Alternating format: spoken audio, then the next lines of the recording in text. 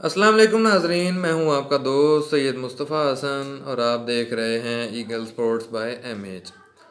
दोस्तों, आज के टॉपिक पे जाने से पहले मैं आप लोगों से उम्मीद करता हूं कि मेरी तमाम वीडियोस को आप लोगों ने देखा होगा। मेरे चैनल पे जितनी भी क्रिकेट की अपडेट्स आप लोगों को रेगुलरली मिल रही हैं उससे आप लोग मुस्तफ़ीद हो रहे होंगे और मेरे नॉलेज से भी आप आगाही हासिल कर रहे होंगे।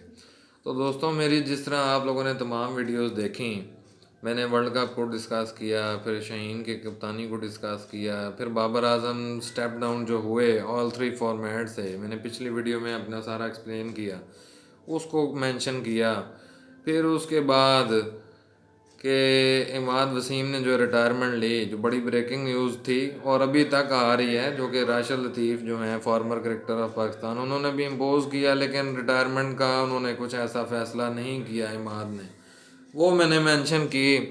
तो इन्हीं टॉपिक्स के पेश नज़र एक और ब्रेकिंग न्यूज़ जो आप लोगों के लिए है, जो आसमान आप लोगों पे फूट पड़ेगा और मैं जिस तरह आप लोगों को आगाह करूँगा, वो ये है कि जो मेरा आज का जो मौजू है वो इस हवाले से है कि जो हमारा स्पिन अटैक का जो कोच लगा है और जो फास्ट अटैक का जो कोच लगा है, यानी मेन टू से मैं उमर गुल और सईद अजमल की बात करूंगा आज आप लोगों से। एज ए बॉलर, वो दोनों बॉलर हैं, उमर गुल भी और सईद अजमल भी। मैं दोनों पे मैं एज अ प्लेयर या एज अ बॉलर मैंने उन पे बात नहीं करनी कि अजमल ऐसा बॉलर था, उमर गुल ऐसा बॉलर था, ये तो वो थोड़ा सा मैं आप लोगों को टच दूंगा, सिर्फ just as a brief introduction, क्योंकि आप लोग खुद भी जानते हैं उनको, मेरा बताने से कुछ ऐसी यूनिकनेस नहीं होगी।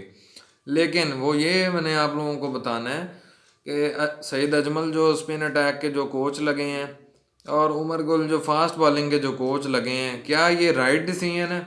मैं इस हवाले से आप लोगों को आगाह करूँगा। तो दोस्तों, मैं अगर अपनी बात करूँ, अपनी अगर मैं बात करूँ आप लोगों से, तो मैं सबसे पहले तो ये कहूँगा कि जो कोच होता है ना, कोच के अंदर पहले मैनेजमेंट को क्वालिटीज़ ढूंढनी चाहिए पहले तो, कोई भी वो बंदा हो। हम कहते हैं कि यार ये मौजूदा क्रिकेट खेल रहा है या ये 10 साल पहले खेल चुका है या इसका तजर्बा बहुत है, तो चलो जी इसको कोच लगा दो। पाकिस्तान क्रिकेट बोर्ड में सियासत ही इतनी है, लिंक्स के ऊपर काम चल रहा है। आप लोगों ने देखा ही है, प्लेयर्स को एनओसी नहीं दिया जा रहा।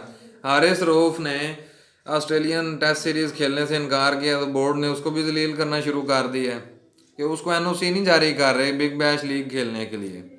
और हारिस जो है परेशान है। नेचुरली ये जितने भी सेलिब्रिटीज़ हैं, स्टार्स हैं, इनका ये रोज़गार है। ये नहीं जब खेलेंगे तो अपने बीवी बच्चों का पेट कैसे पालेंगे, अपनी जेब कैसे करेंगे? ये रोज़गार है इनका, जैसे हमारा रोज़गार होता है, जॉब्स वगैरह, बिजनेस जो भी है। ठीक है। तो मैं अगर अजमल के ऊपर बात करूं, क्योंकि अभी वर्ल्ड कप चल रहा था और वर्ल्ड कप के अंदर सॉरी टू से बड़े दुख के साथ मुझे कहना पड़ रहा है कि हमारे पास स्पिनर्स ही नहीं थे। आप स्पिन विकेटों पे खेलने जा रहे हैं और आपके पास स्पिनर्स ही नहीं थे। आपको पता है कि मेज़बान टीम इंडिया ने आपके लिए शेड्यूल ही ऐसा डिसाइड किया है, आपके लिए विकेटें ही ऐसी डिसाइड की हैं, ऐसी पिचेस आपके लिए डिसाइड की हैं जहाँ पे आपके पास स्पिनर ही नहीं है। ये जांचते बूझते फिर भी अगर आपके पास क्वालिटी अटैक ना हो स्पिनर्स का, क्योंकि एक बहुत बड़ा क्वेश्चन मार्क आ रहा था, मुश्ताक भाई बात कर रहे थे, सैफ़ी भाई बात कर रहे थे, वसीम अकरम कर रहे थे, वकार यूनस बात कर रहे थे, तो उस रोशनी में मुझे ये दोबारा ये उनकी बातों को सेकंड करना पड़ रहा है। स्पिन अटैक नहीं था। अगर मैं बात करूं कि उसामा मीर थे आपके पास वर्ल्ड कप में, अगर मैं बात करूं कि आपके पास शादाब थे, नवाज थे, तो मैं इनको तो स्पिनर्स मानता ही नहीं हूँ। भाई नहीं मानता तो किसी दलील की तहत नहीं मानता ना। ये तो वो बॉलर्स हैं कि इनसे सिर्फ गेंद फेंकवा लो और तो इनके अंदर कोई क्वालिटी नहीं है। स्पिनर होता है जो बॉल को टर्न करवाए, ब्रेक करवाए, या स्पिनर वो होता है कि जो 40-45 रन की एवरेज पे रोक ले और 2-3 आउट भी करे अच्छे अच्छे बैट्समैनों को। जैसे आपने इंडिया के आपने स्पिनर्स देखे, जडेजा को देखा, कुलदीप यादव को आपने देखा, कितनी बैलेंस्ड और कितनी इतनी इतनी ब्रेक करवाते हैं वो पता चलता है कि यार वाकई कोई स्पिनर लगा हुआ है। ये स्पिनर्स की बात है। फास्ट बॉलिंग तो वाकई चलो हमारी स्ट्रेंथ है, एक फास्ट बॉलिंग हमारी सिर्फ स्ट्रेंथ है। बॉलिंग हम कहते हैं ना कि बॉलिंग पाकिस्तान की नंबर 1 है जी, बॉलिंग में तो हम ये कर देंगे वो कर देंगे। भाई बॉलिंग में नहीं कर देंगे, वो फास्ट बॉलिंग में कर देंगे। जब 3 फास्ट बॉलर आपके 30-30 ओवर निकाल जाते हैं तो पीछे आपके पास बैक एंड पे कभी फास्ट बॉलर बचा नहीं है, तो जिसकी वजह से आप मैच भी आ रहे हैं जो जनूबी अफ्रीका के खिलाफ इसी मौजूदा वर्ल्ड कप में आप नहीं जीत सके, क्योंकि चौथा फास्ट बॉलर आपके पास मौजूद नहीं था। और बाबर की कैप्टनसी पे फिर बात आती है, उस पर मैं ऑलरेडी बात कर चुका हूँ।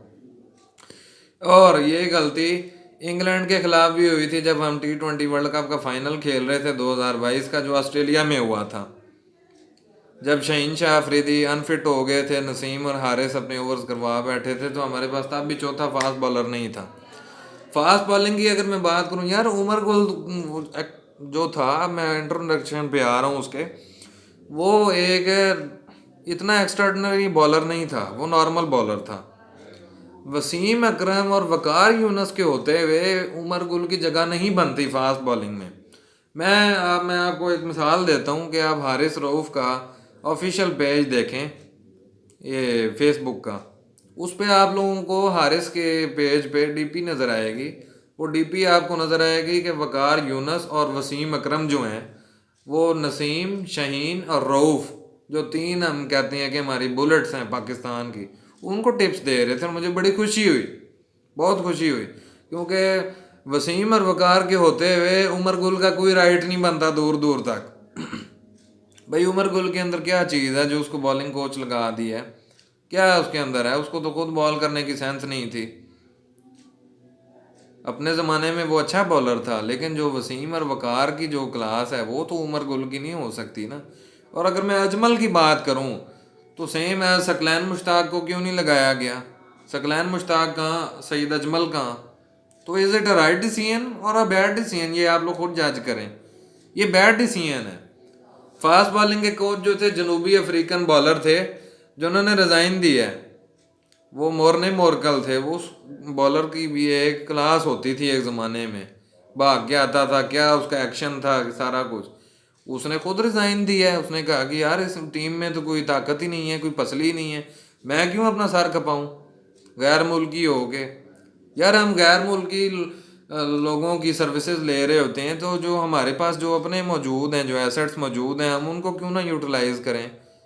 इतना टैलेंट बैठा हुआ है, मुझे तो समझ नहीं आती कि पीसीबी उसको यूटिलाइज क्यों नहीं कर रहा, या सिर्फ सियासत पे ही सारी ज़िंदगी गुजारनी है। पैसा तो आ जाता है, पैसा तो कोई ऐसा मसला ही नहीं, आने जाने वाली चीज़ है। आज उमर गुल को लगाया, कल रजाक को लगा देंगे, परसों फलाने को लगा देंगे, सिलसिला तो चलता रहेगा। लेकिन टूर्नामेंट्स में बेइज्जती जो करवानी होती है इन्होंने, जो हमेशा करवाते हैं, और जो अपना जो मुंह रखना होता है, उसकी कोई रिप्लेसमेंट है कि नहीं है? उसका भी कुछ सोचना है कि नहीं सोचना? ये इन्होंने नहीं सोचा है इन्होंने। ठीक है, कोच हो गया जी, नाम का कोच हो गया, तो अब ये जो ऑस्ट्रेलियन टेस्ट सीरीज़ होनी है, तो चूंकि कोच हो गया, नाम का कोच हो गया, कोच का टाइटल लग गया, तो सईद अजमल जो हैं वो स्पिनर से नेट में बॉलिंग करवा रहे हैं, उमर गुल जो हैं वो फास्ट बॉलर से नेट में बॉलिंग करवा रहे हैं। यार वो तो उनका वैसे भी राइट है, उन्होंने जो मैच से प्रैक्टिस जब पहले करनी है, तो ये तो उनकी जॉब है। ये कोच सर पे ना भी खड़ा हो तो उन्होंने करना ही करना है। तो ये कौन सी दलील होगी कि जनाब वो कोच लग गए हैं तो जनाब उन्होंने ये अपना फ़राइज़ अंजाम दिए हैं। सईद अजमल जो हैं वो पाकिस्तान क्रिकेट से मेरा ख्याल है 10 सालों से जो हैं वो उन्होंने कोई अपनी ड्यूटी सर अंजाम नहीं दी, कोई पाकिस्तान को रिप्रेजेंट नहीं किया। अजमल तो बजाते खुद स्पिन अटैक में बैन हो गए थे। या तो देखें ना, हमें कुछ ऐसा प्लेटफॉर्म दिखाया जाए, जिस तरह मैचेस हमें दिखाए जाते हैं, वायरल होती हैं वीडियोस, वैसे दिखाया जाए कि जनाब अगर अजमल अगर हैं तो उन्होंने स्पिनर्स के साथ कैसी मीटिंग की है, उमर गुल ने फास्ट बॉलर्स के साथ कैसी मीटिंग की है। वो मीटिंग सिर्फ इस हद तक नहीं कि आप सर पे खड़े होके बॉलिंग करवा ली, ऐसे तो क़यामत तक किसी कोच की वर्थ नहीं प्रूव होगी। अजमल अच्छे कोच नहीं हैं, मेरी आप इस बात से एग्री करेंगे। उमर गुल अच्छे कोच नहीं हैं, वसीम और वकार के होते हुए उनका राइट बनता ही नहीं है। यार वसीम अकरम ने मोहम्मद शामी को ट्रेन कर दिया है, तो हमारे बॉलर्स को क्यों नहीं ट्रेन कर सकता वो? वसीम अकरम किंग ऑफ स्विंग कहते हैं, कुछ ऐसे तो नहीं उसको कहते भाई। उसके अंदर ज़ाहिर है बात है, उसने मोहम्मद शामी को ट्रेन कर दिया है। उनसे जब बात की गई तो उन्होंने कहा कि मुझे बुलाएं तो फिर ना, मुझे बुलाते ही नहीं है। इनके पास मेरे से भी बढ़ चढ़ के लोग अगर मौजूद हैं तो ठीक है, वो उसको यूटिलाइज करते रहे, मैं क्यों इनके पास आके अपना टाइम ज़ाया करूं। तो वो यही कह सकते हैं, इतना बड़ा स्टार हो के वो यही कह सकता है कि जब आपने मुझे आपने कुछ समझ नहीं है, मुझे कभी आपने ड्यूटी से ऐसे नवाजा ही नहीं है, तो मैं क्यों कहूँ, मुझे तो कभी लाया ही नहीं गया। अगर वो इंडिया के बॉलर्स को इतना गोली बना सकता है तो हमारे बॉलर्स को नहीं बना सकता।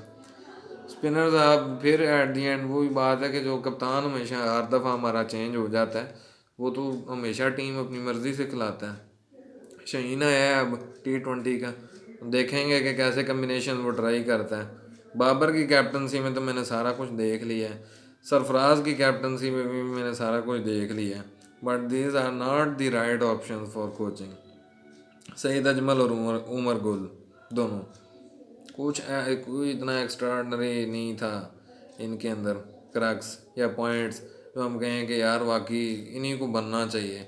ये तब चीज़ें होती हैं जब लास्ट ऑप्शन आ जाए, जब आप कहें यार इससे तो बड़ी ऑप्शन कोई है ही नहीं हमारे पास, तब आप वाकई उनको जो है कोचिंग पे लगाया जा सकता है। लेकिन ऐसे तो नहीं है ना, जिस मर्जी को मुंह उठा के कैप्टन बना दिया, जिस मर्जी को मुंह उठा के कोच बना दिया।